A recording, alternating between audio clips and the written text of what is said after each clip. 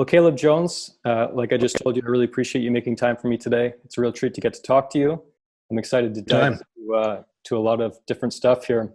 I'm generally kind of frustrated and put off by a lot of the stuff in the kind of manosphere, men's personal development world. A lot of these guys just, to my mind at least, and you can tell me what you think of this, but to my mind at least, it's just so much posturing and just completely transparent insecurity. And in my mind, a lot of dudes who really don't like women and a lot of genuine misogyny. And I don't really perceive that at all in your work. So thanks for that. Sure, you're welcome. Yeah, one of the reasons I wanted to talk to you today. But first off, I've been following, you've been doing a video series on the coronavirus and how you've been responding to that. And that's been great. But just generally, like, how are you doing with this coronavirus and how have you been approaching this time? So the entire lifestyle structure that I live by and that I talk about is proof against things like the coronavirus. So I have had, other than the fact, like we just talked about a second ago before the camera rolled, other than the fact that I haven't been traveling very much last few months, which is weird for me, I have had literally no difference in my lifestyle, my day-to-day life, in my personal life, my romantic life, my financial life, my business life, my investments. There's been pretty much no difference because I've spent the last 13 years or so developing systems to take care of me when problems like this occur. Matter of fact, I've been kind of waiting for the next kind of economic recession. But even in terms of things like a pandemic or any of this stuff, because for example, I was just talking to a friend of mine today. Before all this started, I actually had, as soon as this started, not only did I have 2 months of toilet paper already, I had masks. I already had all that stuff. So my wife was like, I need a mask for da-da-da. She had to go to a meeting and they required her to wear a mask. Like, I need a man, like, we got to go to Amazon. Here you go. So I'm already prepared for all this stuff. So the work that I put in the last 13 years of my life have prepared me to have smooth sailing during times like this, because I was affected negatively by the last recession, 2008, 2009, really. And I remember going through that and saying, okay, I'm not doing this again. So I'm going to take the next few years and prepare, not only financially, but in terms of my lifestyle as well. So when the next problem occurs, and they occur every 10 years, I'm surprised it's been this long, I won't have a problem with it. So I've actually been pretty okay, more or less. I mean, I could go into detail about, I have 3 companies and the income streams have changed a little bit, but on the overall, I've been fine. Yeah. Kind of nice. Yeah. So you mentioned your transformation. I mean, I know this story well. I think most people familiar with your work know this story well. But could you just talk a little bit about that in the context of what you're working on these days and what you call Alpha Male 2.0 and all the rest? Sure. So Alpha Male 2.0 encompasses your relationship life and your business/financial life.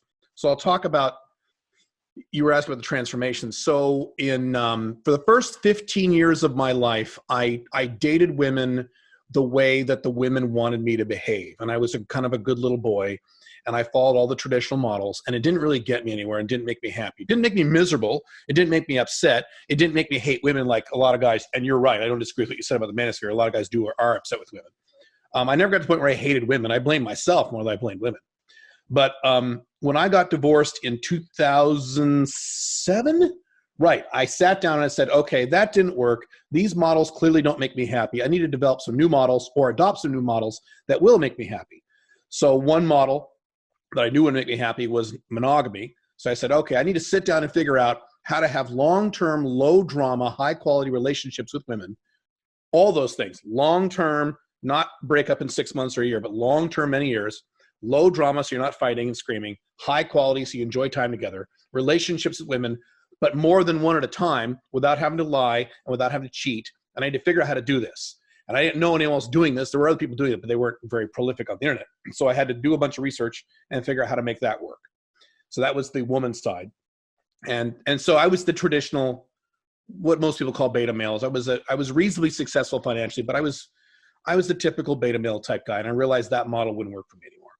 So I did that, worked on that for a few years. And then concurrently with that, I said, okay, I went through the recession in 2008. I said, okay, I need a model set where I am not reliant on any one source of income, where I have multiple streams of income, multiple diversified income streams from different industries, so that if something happens to one of my income streams, I'm upset, but I'm okay.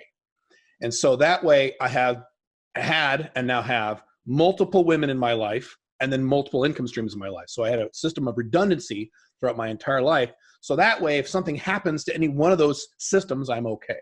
I don't know if that makes sense. So a lot of what I talk about is redundancy. Sure. Instead of building the models on one of these and one of these.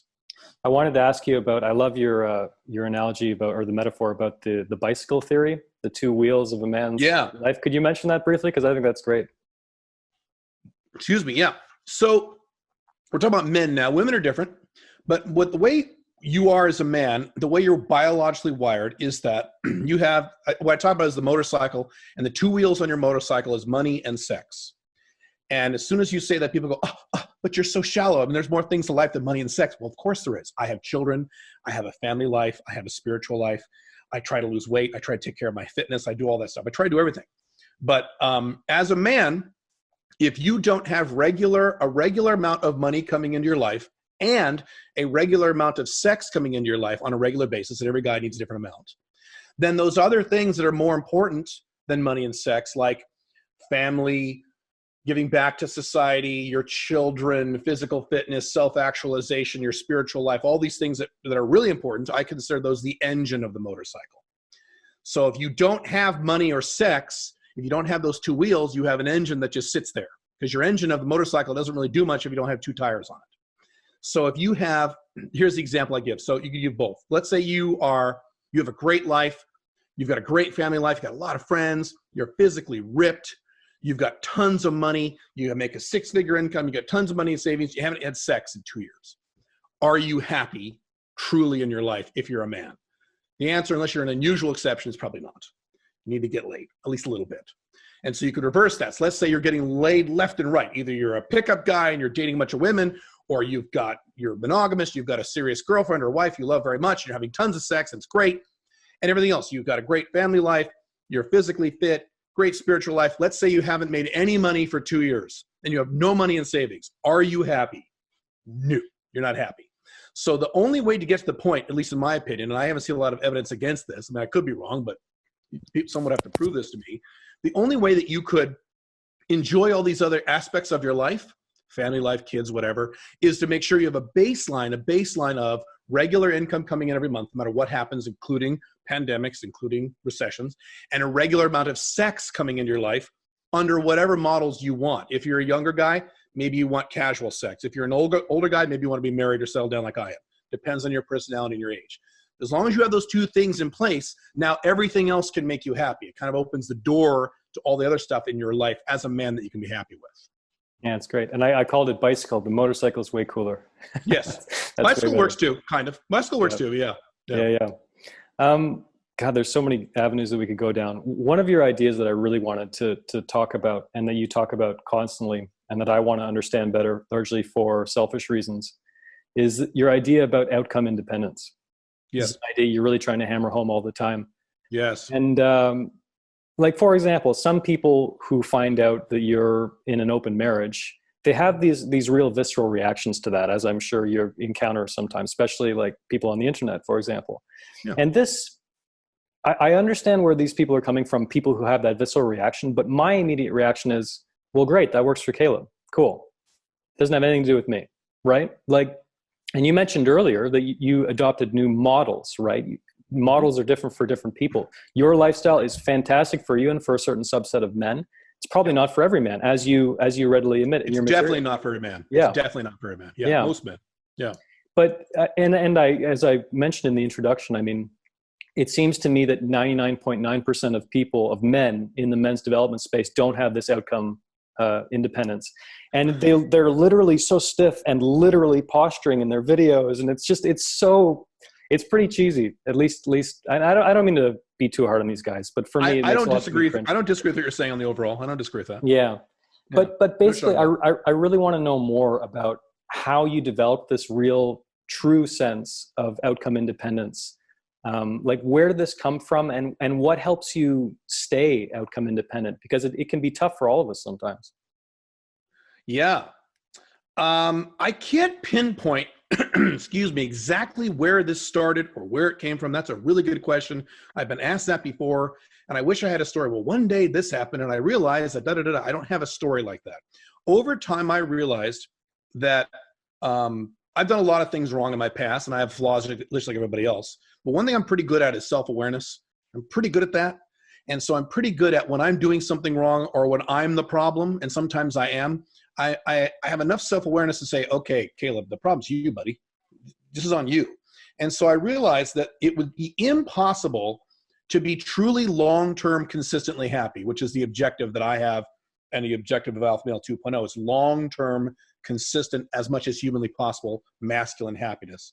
And I realized that would be impossible if I was constantly worried about what other people did or what other people thought of me. And I know people, and you probably know people, who are really concerned about these things, including very good people, including very nice people, including very intelligent people, who are really concerned about what my friends think, or what my mom wants for me, or what my dad wants for me, or expand it out, what society wants for me, what my religion wants for me, what my political affiliation, my political tribe wants for me. If you are really concerned about this stuff, it is not possible, and I mean this literally, to be long-term consistently happy. The only thing you can hope for are moments of happiness in your life. You won't have consistently happy. You won't have consistent happiness because it's impossible. You'll spend too much time worrying about and concerning yourself with what other people say, and either A, getting upset about what they say or do, or B, trying to conform to what they say or do, both of which are really bad. And so if you want to take alpha male, beta male examples, the beta male would try to conform to do what his dad wants or what his mom wants, even though he's in his 30s or 40s, or what his wife wants. The alpha male the traditional alpha male 1.0 would get mad. Don't say that about me. Don't you take that post off Facebook when you talk about me like that. And so you're either going to get angry or you're going to live a life that you don't want if you follow outcome dependence. And so the only way that I know of to ensure that you have long-term consistent happiness is to not give a shit about what people say or people do, as long as they don't do something harmful to you or harmful to somebody you love. They can say whatever they want, they can think whatever they want, and you have to be confident enough and be abundant enough in your lifestyle to not care about those things. I mean, I didn't answer the second part of your question about what I do now. Do you want me to go into that, or am I going too fast? If I go too fast, no, that's quite all right. And you're in your late 40s, is that right? Yeah, I'm 48. Yeah. So another thing I wanted to ask you is kind of related to the second part of the question I just asked, is what still gets you at this stage of the game? Like, are there any moments or people or expectations or situations you encounter where you struggle with outcome independence still after all these years? No. Okay. No, I don't. The only frustrations I have these days are frustrations internally of things that are directly my fault. Like, why is this happening fast enough? But I can always trace it back to me. So no, there's nothing there are things that are amusing. If I look at politics, they're depressing and sad. I don't get depressed and sad anymore. I laugh and I get amused because these things really don't affect me anymore. No, if we're talking about external factors, there isn't anything I can think of where I would get outcome dependent and struggle with that, at least not now. When I was in my 20s, I had a huge problem with this. And I've noticed this is a big problem with the young men and a lot of young women. People in their 20s get really worked up about this. As a matter of fact, I'm at the point now where I can tell if I'm reading a blog or YouTube comments or a forum post, and I see a guy make a post and he's furious about a little thing, I can tell the way he writes that he's in his 20s. Because I used to have that same temper. Someone would say something, oh, God, and freak out. You explode. I used to do this over email. We used to have corporate email back then. We didn't have internet per se back in the 90s, but we had internet email. I would do the same, intranet email. I would do the same exact thing. So I had a problem like this in my 20s. But that's when I realized in my early 30s, you know what? If I keep doing this, I'm never going to be happy. I'm going to just keep yelling at everybody and keep being pissed off because people are never going to do what I want. Society's never going to do what you want. Even people around you are never going to be consistently perfect in terms of what you think they should do. So if that's your concern, you'll never be happy. So instead, you have to move that locus from them to you. And then you're happy a lot more often. And the few times you're not happy, it's directly your fault, which means you can fix it and change it if you want. Relating to that, I just listened to your podcast, which is very good, on happiness versus meaning, and Jordan Peterson. So I think I mentioned, I'll just share a little bit about my story. I think I mentioned in my email to you, but I got to a place in my life in my late 20s where I'd accomplished several big goals to me. My woman life was fantastic, and I got to a certain income level that I was very happy with. And I was beset with this gnawing sense of, well, what now? A bit of a sense of, I wouldn't call it emptiness because my life was very full in a lot of ways, but just okay, well, what's next? What's the next challenge? How can I keep going? I've got this, it might sound arrogant, but I've built this dream life for myself. Why am I not happier? And so, like many men, the work of someone like Jordan Peterson scratched a certain itch that I had. I mean, the thing that I find so fascinating about him is not the man himself, but why, like the movement he's inspired, and just the way he touches men in particular. I think it speaks to something very profound in our society. Agree. But what do you, I know you talk about this in the podcast, but I'd still like to understand it better. This distinction between happiness and meaning that you don't necessarily draw, you kind of see them as very, very linked. What would you say to someone who's saying to you, you're so focused, dead focused on happiness. What about meaning? What about taking responsibility? What about bearing a heavier load? How does that fit into the alpha male 2.0 lifestyle? And really quick, I had the exact same experience as you in my late 20s, early 30s, literally the same experience. I hit all my goals by the time I was 28, 29. And for several years, I just kind of floundered around because I didn't know what else to do because I didn't have purpose. So the exact same experience. It's interesting. The answer is you can't be, and now when I say happy, I have a very specific definition for happiness. Not just being happy today. If you want to be happy today, go eat a donut. I'm talking about long-term, consistent happiness as a man. And if you want long-term, consistent happiness, you have to have meaning. Long-term happiness is not possible without meaning because at best, you'll encounter what you encountered. You'll work really hard and achieve a goal and they'll go, oh, now what do I do? Oh, no. And the reason men have that problem, and some women too, women run into this problem when they have kids and they take the next 20 years and just completely, their whole lives revolve around their children, and then the kids move out. And these women freak out. They got to go to therapy. They cry for 2 years. I've seen it happen over and over again with women I know. It's really sad because you weren't thinking in terms of meaning and purpose beyond your kids, long-term meaning and purpose. So you have to have meaning. I call it a mission. But you have to have meaning and purpose beyond basic goal setting because goals are really not goals. This is something I've had to learn the past few years myself. Goals are not goals. Goals are milestones. So you don't set a goal and then achieve a goal and then kill yourself because you're all done. You're going to live another 50 years. So you need something else after that, and after that, and after that. And it's something ideally that has meaning instead of, I want a cooler car. Now I want a Ferrari. Well, I have a Mercedes. Now I want a Ferrari. And I won't mention names, but there are a lot of big name guys or reasonably big name guys on the internet who encountered this in their financial lives. And then some who encountered this in their woman lives.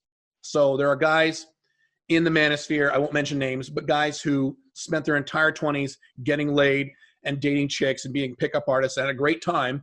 And then they got into their mid 30s, 35 usually when this hits, and they go, oh my God, now what do I do? I'm 35. I don't want to go to clubs anymore. What do I do? I don't want to get married. Maybe I should get married. I don't want to go. Oh, maybe I should get a girlfriend. Well, maybe I should date younger women. Well, and they freak out and they have these, these midlife crises because they don't know what they're doing.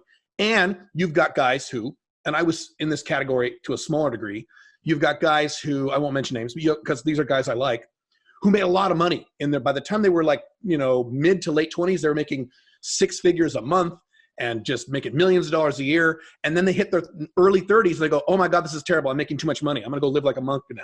I'm going to sell all my stuff and have nothing and be a minimalist because money is bad. I made too much money. In both cases, you had people focused on goals, which is great, and people putting in work, which is great, but they didn't have meaning. And so they experience happiness and then unhappiness and then happiness and then unhappiness. So you want a consistent level of happiness. You've got to sit down and figure out, and it's hard, what is your long-term meaning? What is something that will have meaning for you the next 25 years plus, regardless of what you accomplish or don't accomplish in these logistical areas of your life, like your woman life or your financial life or your business life, or your investments or what have you. So yeah. I was reading in your book, The Unchained Man, about how one of the ways that you arrived at your own mission where I think you went to a park on a sunny day with a laptop and just started typing. Yeah. Would you still recommend that approach for people looking to find greater meaning in their life? Or are there any other tips you can suggest in terms of finding your mission, finding your purpose? So finding your mission is very hard. And what I've started to tell guys, men, because my audience is men, what I've started to tell men is if you're under the age of 30 and you really wrestle with it, just give it a break until you're 30, because it really is hard. And maybe it's not as relevant as long as you have a vision and meaning. So the way this works, here's the standard advice. The standard advice is you don't sit down and say, what's my meaning? That's too hard. That's really hard. What's my purpose in life? That's really difficult. So instead, you start with the basics. You start with the goals. How much money do you want to make? What do you want your life to look like? Not just how much money do you want to make, but how do you want to make it? What does your income look like? If it's a business, what does your business look like? What does your woman life look like? Not, I need to go get laid, or I want a girlfriend, or I want to get married. That's not enough. What does your woman life look like? If on a scale from 1 to 10, to you would be a 10.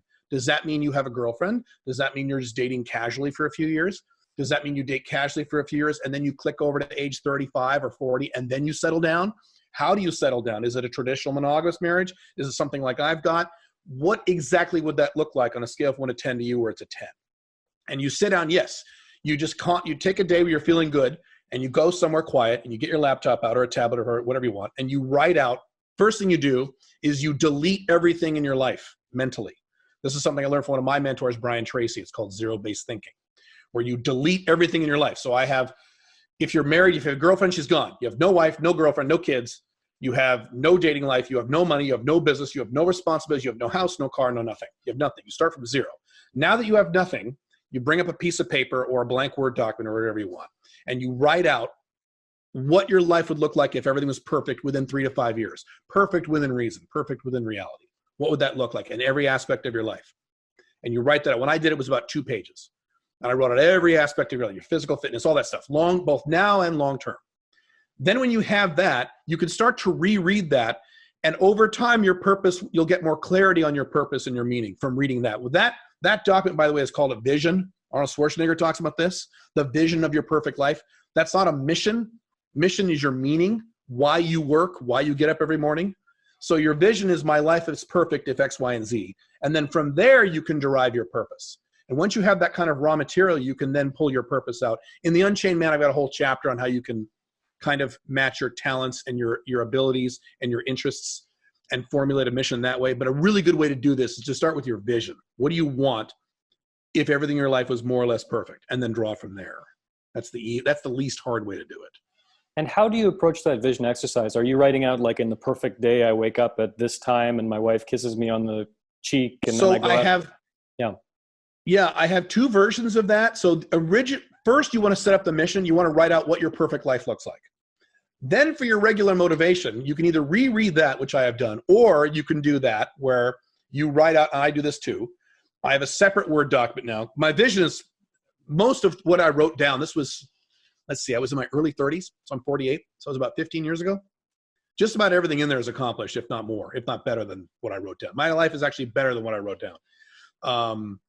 So what I do now is I have a document where, and I learned this from, I don't remember where I learned this from, but I've tweaked it to get it more into my subconscious. I have a document, a Word document, where it is my typical perfect day once everything is perfect to me in several years. And so, yes, I wake up in the morning, I look out the window and I see this, and it's a picture of whatever city or country I want to live in for one of my homes. And then I turn over and I see her laying next to me, and I had a picture of a woman there for many years. My wife today looks just like the picture of the woman I was looking at for many years. That's how this shit works. It's amazing because this drives the stuff into your subconscious. So then I say we have sex and it's wonderful, and then I get up and I go work out. And then when I go in the bathroom, I look at myself in the mirror and it looks like this. And then I go into my office and my office looks like this. And I have this view of what my office wants, with the desk and the computer and the view of how I want my office to look in this city. And then I run a profit and loss report for one of my businesses, and it looks like this. And I have a fake profit and loss report showing the exact numbers I want. And then I check my investments, and they look like this, and I have all my investments. And then I work for a few hours, and then my wife and I go out, and we go out to dinner at this restaurant, and we go on a boat, and I have the picture of the boat. So it goes through the whole, and then I fly first class to my second home, And so I have pictures and visuals, and as I read this and look at it, I have music playing in the background that is a certain type of music that I like that gets into my subconscious. It's kind of a quiet but interesting music without any lyrics. And so I want all this stuff to be driven deep into my subconscious. And I don't do this as often today. I do this probably once or twice a week now. I used to do it every day or almost every day. What I do now is I do affirmations and a bunch of other stuff every morning. So my procedure tends to change. But yes, once you have your vision, you can translate that into images, which is really important because you just read something. That's one thing. It's better to see images on it. And even if you read something, you have to visualize it in your head. I was doing this since my 20s. I live in a house on the beach with and I would visualize these scenes and drive these into my subconscious. And then you got to get to work. So one real quick thing on this is I don't want to overstate how you can just visualize your goals and they happen. That's the problem with people who are really, really into the secret. You have to work. I work very hard, very, very, very, very hard because I like to work. So once you do this, then you get your ass to work and you work hard on all these areas, not just your business life. So you need both. Yeah. And just personally, I mean, in the past, I'm a skeptical person by nature, and I've encountered these exercises and Think and Grow Rich and all this stuff. And I've been inclined to dismiss it as hippy dippy bullshit kind of thing. But I'll say, in my own humble way, and my financial goals are not on the level as yours are right now, but in my own way, every time I've done this exercise and I've set an exact financial goal, I've hit it with startling accuracy. No more, no less. I've hit that on the head. And that has turned me into less of a skeptic when it comes to this kind of exercise. It's very strange. That means you're taking action too. Yeah, that means you're setting the goal and you're taking action, because there's a whole group of guys in the world where they'll do this stuff. They'll visualize and set goals, and then they'll kind of screw around and watch Netflix and go on YouTube and watch YouTube videos, and they won't get to work. So you need both. That means you did both. I always end up hitting my goals, but I'm usually late on them. Sometimes I'm not. On my financial goals anyway. I'm usually late I hit them late, might be a year and a half late or 6 months late, but I usually hit them. So I have the same experience. But again, you're proof that it works if you put in the work. I'm sure you're working. I'm sure you're working hard and you're doing this on a regular basis. You're not just right? You're not just visualize this stuff and then kind of go to sleep or good. It does work as long as you combine it with action. Absolutely. Do you know who Alain de Botton is? The guy from the School of Life videos? Dang, I've heard that name. Yeah, you've probably seen him around the internet. School of Life is really great. But he put out this tweet years ago that I think about probably every day. Something about, however pleasant vacations may be, the only real cure for our anxiety is work. And I found that to be true in my life. If I'm feeling depressed or kind of off, or, I lack, energy, I just get my ass to work and immediately I feel better. We are creatures of work, particularly men. Women to a degree also, but the nature of the work is different. Men are creatures of work. You have to work in some capacity or to be happy. That's why the concept of retirement is so silly. Yeah. That was an 1800s concept developed in Germany because they wanted the old people to have some money, so they wanted to get the old people out of the market and get the young people. Anyway, so correct. Working is key to happiness. Now, you don't want to work at, the Pizza Hut long-term, but you want to work. Yes. Yeah, correct. Absolutely. They've done studies where even if you're depressed, if you go out and dig a ditch, if you just do something stupid, but it's work, your depression drops. I've given an example about, I don't have time to get it now, but a woman was depressed. It's a true story. She's depressed, and she went to the psychotherapist. She had seen these therapists because her husband had died and nothing worked. And she's like, "Oh, my husband, I'm so alone." And he's like, "Yeah, thanks." And he takes this box of toothpicks and he dumps them out on the table. Said, "Put the toothpicks back in the box." She's like, "What?" "Yeah, just put the toothpicks back in the box." Like, okay, so she puts them back in the box, and he goes, "Oh, I'm sorry, you did this wrong. You need all the toothpicks facing this way." "Oh no, they're matchsticks. Sorry, all the matchsticks would be facing the same." And he dumps them back up. "Please put them back in the box." And he kept doing this over and over again. And finally, she said, "Why am I doing this?" And he said, How depressed are you right now on a scale of 1 to 10? She's like, "Oh, I don't feel too depressed," because she was working. It's how I work. It's how you're wired. Yeah. I've heard you tell that before. That's a great example. Yeah. One more quick question on mission that I was wondering about. You talk about going through this process in your 30s where you get really clear in your ideal life. And, your life for the past, I think you said 12 or 13 years has been pretty much exactly as you want it, with, I'm sure, struggles along the way. But, you're living the life you want with the mission you believe in. Yeah. Do you have moments where you feel like you're wavering a bit, or you're drifting, or you lack that motivation, or you need to kind of tweak your mission over time? Yeah. Oh yeah. All the time. I don't know about all the time, but yeah, regularly. Oh yeah. Moments where I think I'm drifting. Yeah. Oh yeah. All the time. Oh, sure. So what I do on those moments, and I think it's normal to have those. You would be weird if you didn't have those, I think.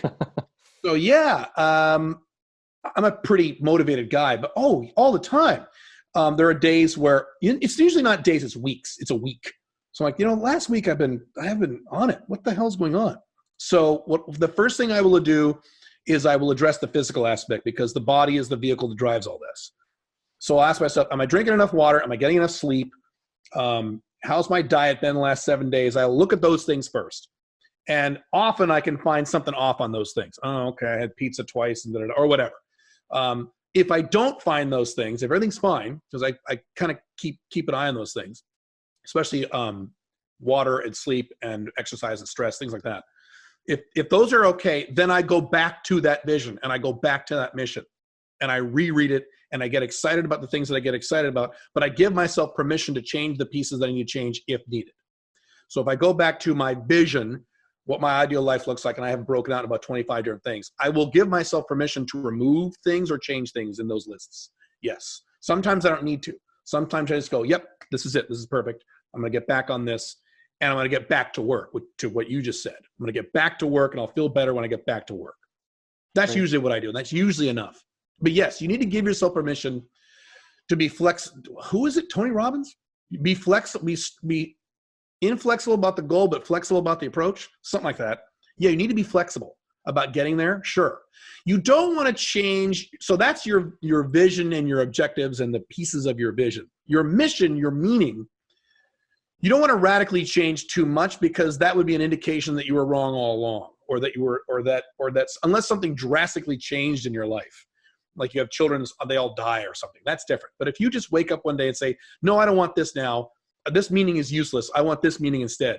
Then I would argue that you weren't 100% there to begin with. You can tweak that mission. You can tweak it a little bit. I have tweaked mine, but it's more or less the same thing it's been 15, 20 years. Let's talk because about that's the end game. Sorry to cut you off. Absolutely. Sure. Let's talk about open marriages. I think you have a new book and course coming out at the end of May. Is that right? On open marriages? May 28th. Yeah. Great. So even just hearing that phrase, I imagine some people listening, as I mentioned before, are going to think, what the hell is this? This is weird. What the hell? That's bullshit. Yeah. And on that note, I wanted to ask you, what are some of the most common misconceptions about open marriages that you encounter? What are some of the ideas out there that you think are just flat wrong? The biggest one is that, how do I state it? I guess there's two variations of this. So there's two variations. One variation is you open, as soon as they hear the word open relationship or open marriage, they immediately go to the absolute worst case scenario, which in my experience, virtually never, if not never happens, where one or both people are out having unprotected sex with 12 different people randomly, and there's STDs and you're getting people pregnant and it's mass chaos and you're fighting and screaming and it's horrible. That's one misconception. The other misconception is that among men, because I don't get a lot of negative feedback about this from women, interestingly, it's usually from men. From men, they say, oh my God, my wife will be out, what I just said, banging dudes left and right. And, oh, I couldn't handle it if my wife had sex with, I'd have to go kill him. And my head would explode. So those are the misconceptions. I mean, I could address those misconceptions if you want, but those are the two big ones. People take the worst case, their greatest, most horrific fears that, again, virtually never happen. I know a lot of people with non-monogamous relationships and open marriages and non-monogamous marriages. And those scenarios, I can't even think of one that are anywhere near that bad. Sometimes you have a little bit of that in relationships that are drastically mismanaged. That happens. But that's the big misconception. People take their worst fears and go, oh my God, this will happen. And no, this doesn't happen. Another thing that I found really intriguing about some of the stuff that you put out on this topic is your contention that this is more widespread than people realize, that Correct. There's more of this happening. Could you talk a little bit about that? I mean, is this a more common phenomenon than many people realize? This is hugely common, and I have run into people I have known, couples I have known, and then years later I find out they were like this. People in my own family, including siblings of mine, who I think I know my siblings pretty well. Once I started talking about this, I'm trying to not say he/she said, oh yeah, me and my spouse, da-da-da-da-da-da-da. You're like, what? And then another sibling's like, oh yeah, me and da-da-da-da-da-da. So once I said it first and gave people permission, tacit permission, to talk about this stuff, yes. People I've worked with, clients in my corporate companies, just yes. People are terrified to talk about this stuff because the reasons you just stated. So the vast, vast majority, if not 99%, of people who have relationships or marriages like this don't talk about it. They are terrified about what people say, particularly their mothers, And that's the big, I've talked to guys in the manosphere and outside the manosphere who are either public figures or semi-public figures who have marriages like this, but keep it very quiet. And that's the first thing they bring up. Oh, I don't want my mom to find out. So they are terrified, or I don't want me to embarrass my wife. There's some of that. That's why they don't do this. And it's kind of sad. I am one of the only person, me and the Sex at Dawn guy are pretty much the only two people, the only two people on the planet Earth who are open and verbal about and public about the fact that we don't have a 100% monogamous marriage to our spouses. There should be a lot more than just me and him. And there will be over time. This is a big trend. One thing that came up at one of my websites today was my old version of the Open Marriage Manual, which is an outdated version now. That's why I'm making a new one. Even though it's my oldest book and my most out-of-date book, it has been one of my best-selling books in the last 2 years, selling more than my dating stuff, my online dating stuff. So this is a huge trend that is not only happening, but is now growing. That's and really you'll see interesting. More people it's outselling material on online dating. Yes, at least with my company, yes. It sells more than online dating, which if you had told me that 5 years ago, I would have went, what? No. Because online dating is a big moneymaker for me. I made a lot of money. It's like online dating advice. But no, that's actually in just the last 2 years. Really interesting. And one day I ran a report and went, what? That can't be right. And the old book has, worse typesetting and worse presentation because I haven't updated it. It's from like 2012. It's from a while ago. But anyway, so yes, so that's the main thing, is that it's very widespread. There are millions and millions and millions of people doing this in the Western world many of whom you probably already know, but didn't know that because they're not going to tell you. And I wish they would. It is my hope that me being public about this encourages other people to be, to give details like I do, but at least say, yeah, we do some stuff like that occasionally too. And in terms of being worried about what people say or think, what's that quote? Like, if you knew how little people thought about you, you wouldn't care about it. It's so true. Because they're like, what kind of reactions have you encountered? I mean, maybe mom aside, how do people respond when they find out that you're in an open marriage? So the vast majority of people in my life who know about this stuff, clients and friends, what you just said, they don't care. Yeah. They either go, oh, that's great. Or they might ask you a few questions. Oh, how does that work if X, Y, Z? The people who might give you a little feedback are your parents, especially if they're traditional. I have two very traditional parents. So I got some feedback about that. It was one conversation I had with my mom about 10 years ago, and it was fine. Never had it again. My dad really didn't mind. You're right. People don't care. I have had no negative pushback from anyone I personally know. My wife has had no negative pushback other than one person in her family a little bit a few years ago, and that was it. You're right. People don't care. People don't give a shit. And what's more, I think, another thing that helps me coming back to outcome independence is the people who I really respect and the people whose opinions I would actually value and consider, they're too busy being successful and living really busy lives to give too much, to really spend much time thinking about what Zach's up to anyway. So if you're concerned about what certain people think, you might think, well, they must have a lot of free time and energy to be upset about what I'm doing in my life. No connection. What would you think about that person? You know someone or an acquaintance or a friend, and they freak the hell out when you tell them. Well, what would you think about that person? What? Yeah. Another reason too, by the way, I just talked with someone else about this, that you don't get a lot of negative feedback is because, again, so many people are already doing this. So they're like, oh, I've seen that happen. That's happened at least once, where I'll tell someone, they'll give me this look like this. Oh, like, well, is there something you want to tell me? There's something going on here I don't know about? Well, actually, me and my wife, da-da-da-da-da. So, it's another reason why people don't give you negative stuff. They're doing it too. Maybe not doing it as consistently as I am or have systems like I do, but they're doing it too. Right. Before we go further, I need to ask you about something. So I think maybe you recall in the email I sent you, one of my main interests and focuses is jealousy. And obviously when anything about open relationships or open marriages comes up, I'm sure you're used to this question. So I'll just ask, straight up, have you ever experienced jealousy, whether you were in a monogamous relationship or in your open marriage? How have you dealt with jealousy, either being on the receiving end, maybe your partner's jealous, or whether you're feeling jealous yourself? Has that ever been an issue for you? So it has not been an issue for me in my marriage, but I was doing this for a decade before I ever met my wife, so I have a lot of experience doing this. when I was new at this stuff, because I've been non-monogamous for 13 years now, consistently. And so when I was new at this, the first year or two, I had bouts of jealousy, like moments. I didn't sit around and be jealous. Some guys are like that. I never had that problem, but I would have moments of jealousy, sure. But I would repeat to myself, this has to work because monogamy will never make me happy, at least long-term monogamy. This monogamy will not make me happy no matter what. I know that for a fact. My only two other options are never have sex ever again and never date a woman ever again, never a relationship, or non-monogamy of some kind.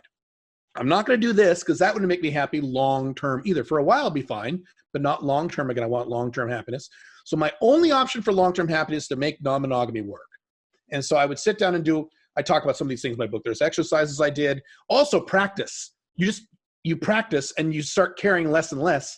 And within 6 months of the last time I felt jealous a lot, this was probably 2009, 2010. Within 6 months, I had never felt jealous ever again. So I have not felt the emotion of jealousy since 2010-ish, so 10, 11 years since I've even felt that emotion. I just don't care.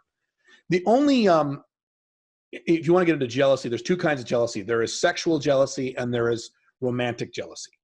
Sexual jealousy is you're having sex with someone, the context is irrelevant, even if it's casual sex, that person has sex with someone else or flirts with someone else and you feel jealous.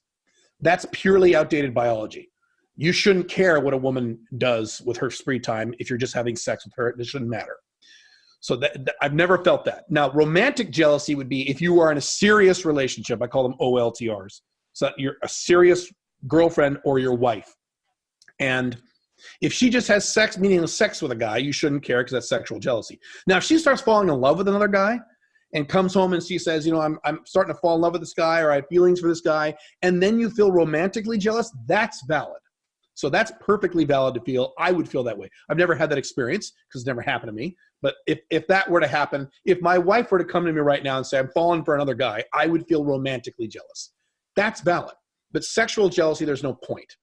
I could go into a lot about how to avoid jealousy or the answers to people who say, I would never do this because I'd be jealous. I don't know where you wanted me to go. But. Well, no, I'd like to stay on this for a moment. The way you kind of shrug off male sexual jealousy is kind of impressive because, I have an email inbox filled with literally thousands of emails from guys who would really, their heads would turn hearing you say that. They'd think, how the hell do you just shrug that off? So do you have any more tips or insights? Is it Sure. as simple for you, Caleb, as simply intellectualizing it and just making sense of it that way? Because I can tell you for a fact, a lot of guys really struggle with that. Oh yeah. I get the same emails. Oh, you're right. Absolutely. It's really tough for men. Men are very territorial. We're wired to be territorial. We are wired to feel like when we are attracted to a woman, certainly when we have sex with a woman, that she is our property. We got to build a fence around her. And yeah. Here's the overview of the attitude you need to have. And then I can get into techniques if you want. So the overview is, in terms of non-monogamous marriage, so an open marriage versus an open relationship, you're going to be, if you get married, the objective of your marriage, I hope, is to be married for many, many years, a very long time, decades, if not the rest of your life. Now, the divorce rate is very high, so we don't know what will happen. But the objective is to be married long term, which means that for most of the marriage, assuming your marriage lasts a long time, your wife is not going to be young. She's going to get older. Even if you marry someone who's 19, if you wait 20 years, she'll be in her 40s. So you have to remember that. As women get older, are you familiar with the term ASD? You probably are. Anti-slut defense? Yes. So that increases with women over time. And the benefit to that when you're in a non-monogamous marriage or relationship with a woman is that she doesn't want, as she gets older, she doesn't want to sleep with other men. It might be worth just defining that term briefly, Caleb, for a lot of people. Sure. I know a lot of people won't. Sure. ASD is not my term. It comes from the pickup artist world. And that means anti-slut defense. It is I would not do that. I'm a lady. So if you're on a second date with a woman and you try to have sex with her, even if she wants to have sex with you and she's very attracted to you, she doesn't want to feel like a slut. She doesn't want to feel inappropriate. She doesn't want her friends to find out this is too soon. If this was the third date or fourth date, I could, but it's only the second I can't. That's ASD. And so that's something that men have to battle when they're in the dating phase with women. But when you're in a relationship with a woman, a non-monogamous relationship, as a woman ages, as she gets older and older, she will not, because of ASD, because ASD increases over time, she won't want to have sex with other men. Or if she does, it'll be very infrequent. So my example is my wife is a 40-year-old Christian traditional preschool teacher who is very, very traditional in Disney other than her marriage.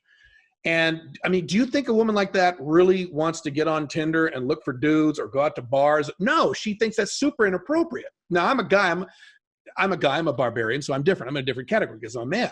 But women aren't like that.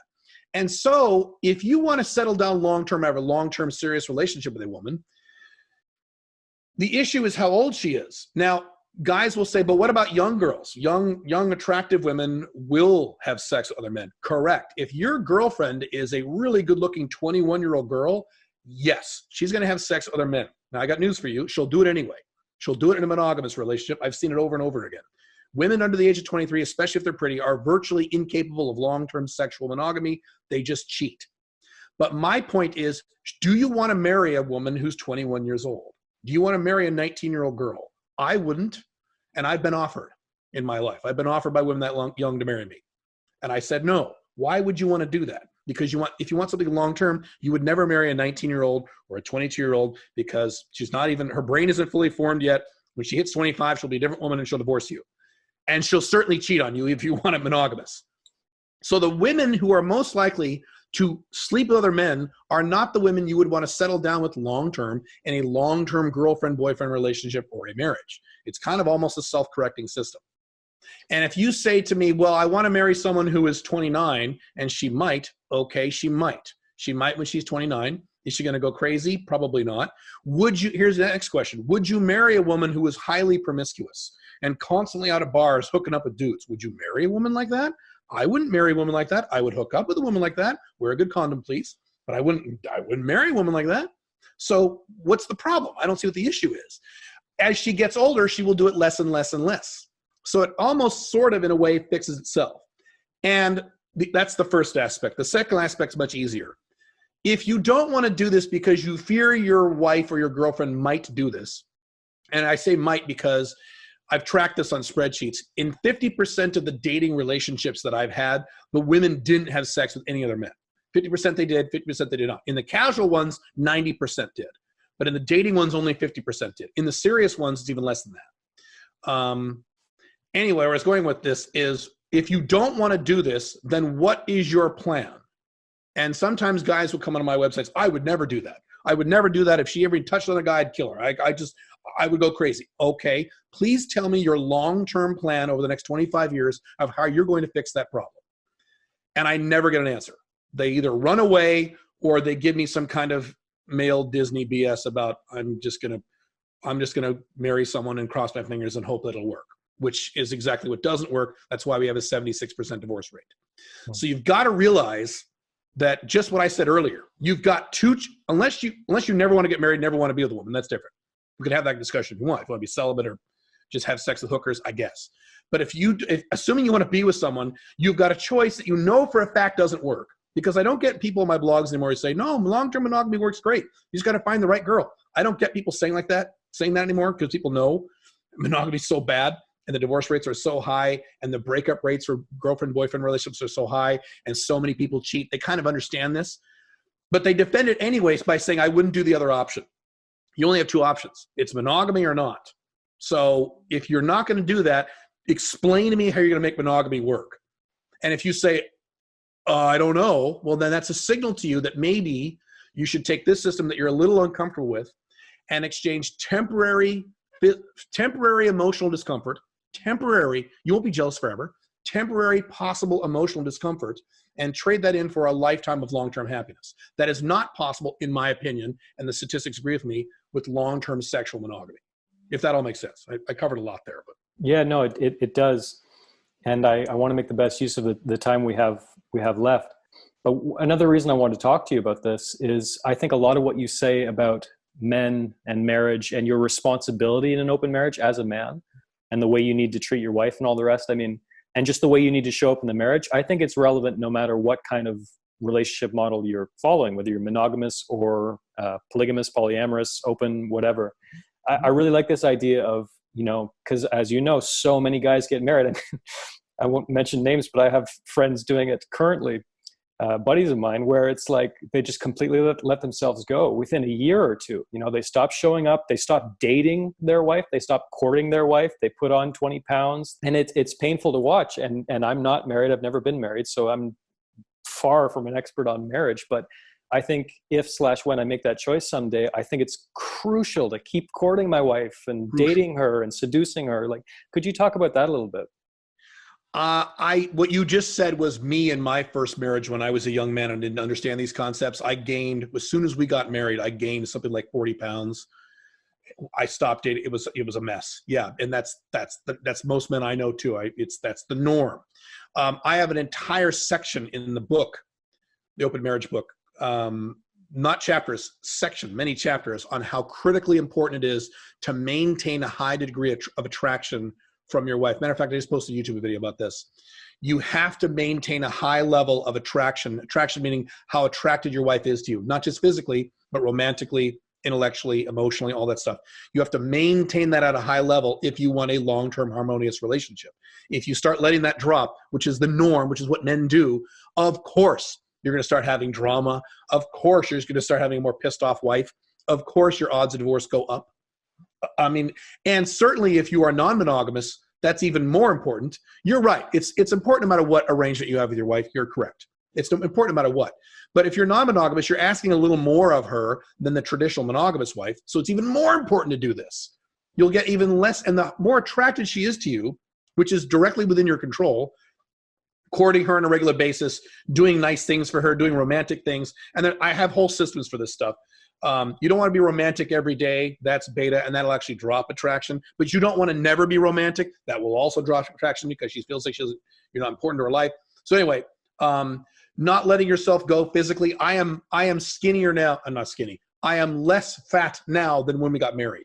I've actually lost weight. My muscle mass has gone up, and my weight has gone down since I got married. I want to increase that. All those things. You have to always make sure that you that you are doing the things on a regular basis, and you don't have to do them every day. It's not like, because sometimes you say this and guys go, I don't want to kiss my wife's ass every day. You think I kiss my wife's ass every day? No, I'm too busy. No, but on a weekly basis, there are things I do to make sure that I maintain a high degree of attraction and romance with my wife. Absolutely, it's critical. You can't let that go. And frankly, when I describe something like that, or when someone else describes something like that, you're like, I would never do that. Then please don't get married. Stay single or get a girlfriend you don't live with. That's fine. Marriage is not for everybody. Fine. If you don't want to take that trouble, don't do it. Right. Absolutely. Just one more point I wanted to mention about the whole monogamy versus open marriages thing. I mean, at least people in open marriages are honest about it, because when people call themselves monogamous, or when they put themselves in that category, I mean, cheating is absolutely rife. It's hypocritical. Give me someone honest in an open relationship over someone cheating in a monogamous relationship. Give me that any day. So I respect you for taking that risk and for being so open about this stuff. Yeah, I agree 100%. And my deal is, well, we could get in a big thing about cheating. Cheating is not long-term happiness. Cheating is transitory happiness. That will not make you happy long-term. Short-term, sure. Short-term, absolutely. It'll make you very happy. I've seen guys go through this. The first time they cheat, oh, this is so great. Yeah, that was yesterday. That was this week. We're talking about the next 35 years of your life. Is that going to work? No. Absolutely. Absolutely. Well, Caleb, what's the best way people can connect with you online? The best way is calebjones.com. That's kind of the central place for all my blogs and social media and podcasts and videos and books and courses. CALEB as in boy, Jones.com. That's probably the best place.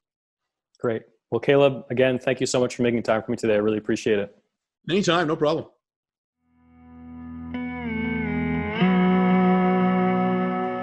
I hope you enjoyed today's episode of Humans in Love. If you'd like to learn more about my guests, my work, or you'd like to listen to back episodes of the podcast, please visit humansinlove.com. If you haven't already, be sure to subscribe to Humans in Love using your podcast app of choice. If you're a fan of Humans in Love, and you'd like to help keep the show going and help me spread the word, please take 30 seconds out of your day to leave a rating and review on Apple Podcasts or your podcast app of choice. Before I let you go, remember that life is short, so let's make it count. And thank you, as always, for your listenership and support. I'll talk to you again very soon.